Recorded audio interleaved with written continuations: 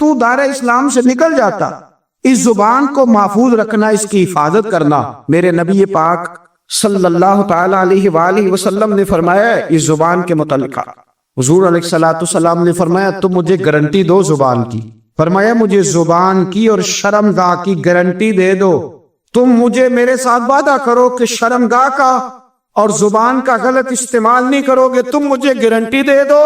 میں تمہارا رسول ہو کے تمہیں جنت کی ٹکٹ دے دیتا ہوں، تمہیں گارنٹی ہے میری طرف سے، اس کا صحیح استعمال کرو، غلط استعمال نہ کرو۔ بڑا شوق ہے لوگوں کو بولنے کا، ہر آدمی تجزیہ نگار، اب یقین کریں ہر آدمی تبصرہ نگار ہے۔ کسی محفل میں آپ بیٹھ جائیں،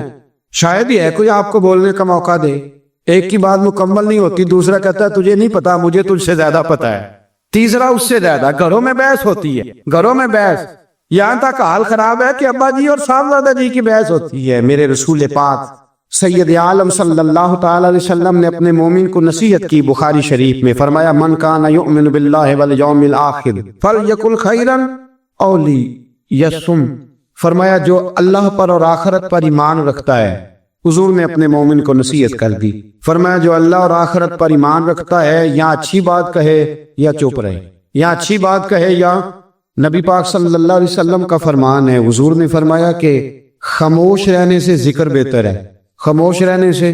سارا دن بولے جس کا دل کر پائے، پر یا اللہ کا ذکر کرے یا رسول اللہ پہ درود پڑھے، یا دین کی بات بتائے یا برائی سے منع کرے، نیکی کا حکم دے، سارا دن بولے، عام اجازت۔ حضور نے فرمایا تیرے چپ رہنے سے اللہ کا ذکر بہتر ہے، اور تیری فضول گفتگو سے تیرا خاموش رہنا بہتر ہے۔ لا یعنی باتیں، مبہم باتیں جن کا کوئی تعلق نہیں، جن کی کوئی ضرورت نہیں، سارا دن ان پر بحث ہے، سارا دن اس پر گفتگو ہے۔ میرے حبیب پاک سید عالم صلی اللہ تعالی علیہ وآلہ وسلم نے زبان کو پکڑ کر فرمایا تھا، زبان کو پکڑ کر ایک صحابی نے کہا یا رسول اللہ،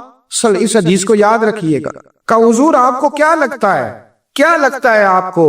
کہ سب سے زیادہ کس بات کا خوف ہے اپنی امت پہ، کیا ہو جائے گا، کس بات سے آپ اتنے پریشان رہتے ہیں؟ تو نبی کریم علیہ السلام نے زبان اقدس کو ہاتھوں سے پکڑ لیا،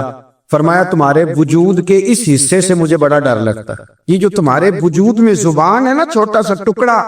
اس حصے سے مجھے بڑا،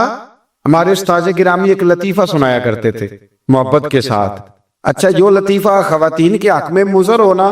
مرد اسے رٹا لگا کے یاد کر لیتے، حالانکہ یہ دونوں کے حق میں بات ایک جیسی ہے۔ وہ کہا کرتے تھے کہ زبان جو ہوتی ہے نا یہ نقصان کرتی ہے۔ وہ فرماتے تھے کہ ایک پیر صاحب کے پاس بی بی گئی تو اس نے کہا میرا خامن جھگڑا بڑا کرتا ہے، سویرے لڑائی شروع ہوتی ہے تو شام تک،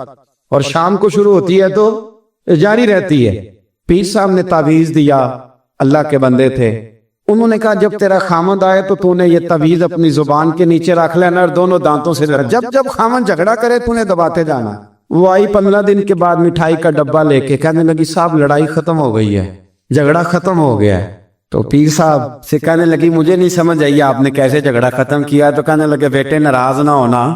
میں نے بس کچھ دیر کے لیے تیری زبان بند کی ہے، وہ بولتا تھا تو پھر تو بولتی تھی، تو بولتی تھی تو وہ بولتا تھا، تو جھگڑا کیسے، ایک نے چپ کرنا ہے تو بعد میں ختم ہونا ہے نا، تو میں نے ذرا تیری زبان تھوڑی خاموش کی ہے، کچھ بھی نہیں ہوتا۔ خاموش رہنے والا آدمی کا پلڑا بھاری رہتا ہے، یہ یاد رکھے، جو چپ کر گیا وہ بچ گیا، من سمت نجا، حضور فرماتے ہیں جو چپ کر گیا وہ نجات پا گیا، جو شور کرے اس کو بھی لتاڑے، اس کو بھی لتاڑے، اس کو بھی لتاڑے۔ نبی پاک صلی اللہ علیہ وسلم نے فرمایا جو مومن خاموش بیٹھا ہو نا اس کے پاس جا کے بیٹھا کرو، وہ تو کوئی حکمت والا شخص ہے، وہ تو کوئی حکمت والا ہے، اس کے پاس جا کے بیٹھو۔ ارادی رائے نہیں، ہمارا خیالی ہو گئی، پہلے غلط سوچ بنانا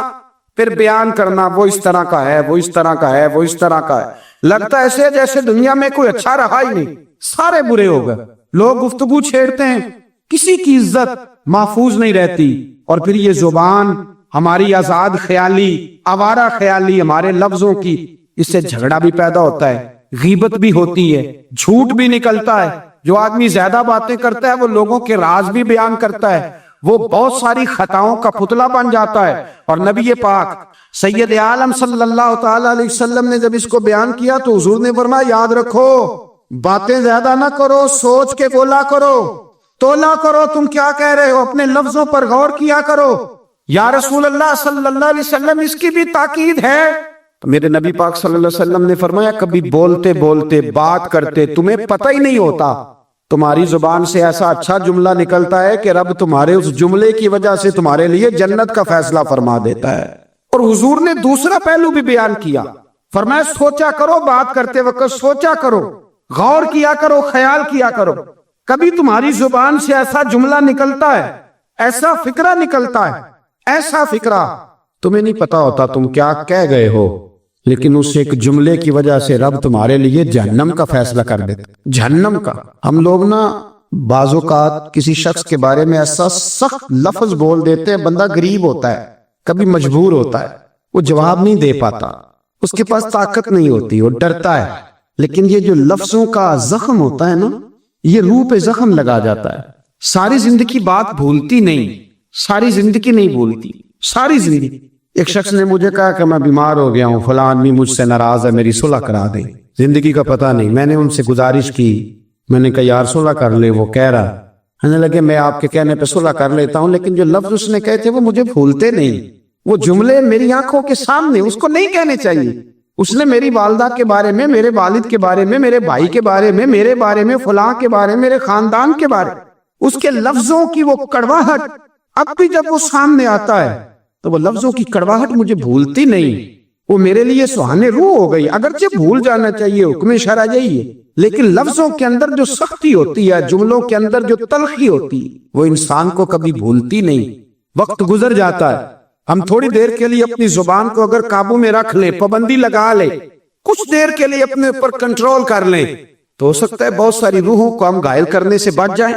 میرے نبی پاک سید عالم صلی اللہ تعالی علیہ وسلم نے کبھی کسی شخص کی سخت گفتگو کے جواب میں بھی سخت جملہ نہیں بولا، سخت بات نہیں حضور کہتے، نرم گفتگو کرتے، نرم بات کرتے۔ اور جب بات کرتے تھے صحابہ کہتے ہیں شدید، ایک بندہ جمعے والے دن آیا تو وہ چلنے لگا، چلتا چلتا بہت سارے لوگوں کو کراس کرتا آگے آیا،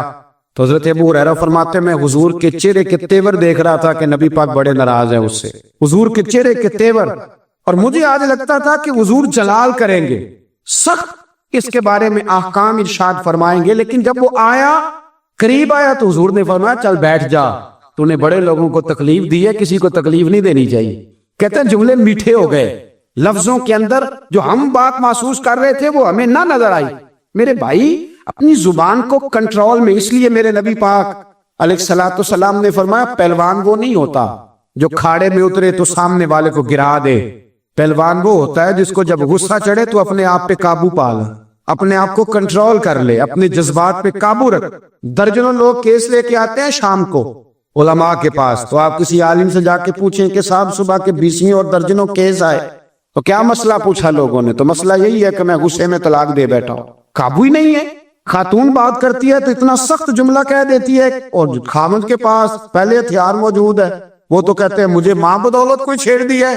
مجھے نواب صاحب کو آپ نے کہہ دیا، چلو طلاق طلاق طلاق، فارغ، چھٹی ہو گئی۔ تو یاد رکھیں ہر دو جانب سے جب کڑوی گفتگو ہوگی، جب تلخ بات ہو، جب رویوں کے اندر ہم اپنی رائے کا اظہار کرتے وقت جب شد و مد کا معاملہ کریں گے، لمبی نمازیں، آج زکاتیں، عبادتیں، میں مسند امام محمد بن حنبل کا حوالہ دینے لگا ہوں، اگر آپ کی زبان ٹھیک نہیں تو ضائع ہو جائے گا سارا۔ اگر آپ کی زبان کڑوی ہے،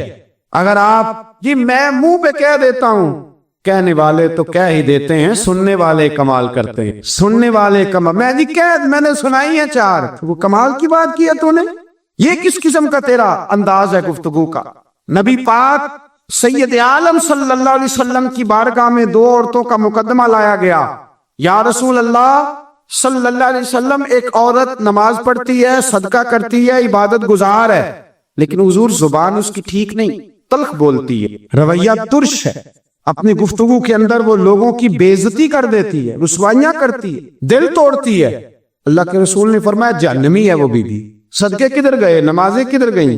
کہتے بس زبان کی تیز ہے، تو یہ زبان ہی تو ہے جو تباہی کرتی ہے۔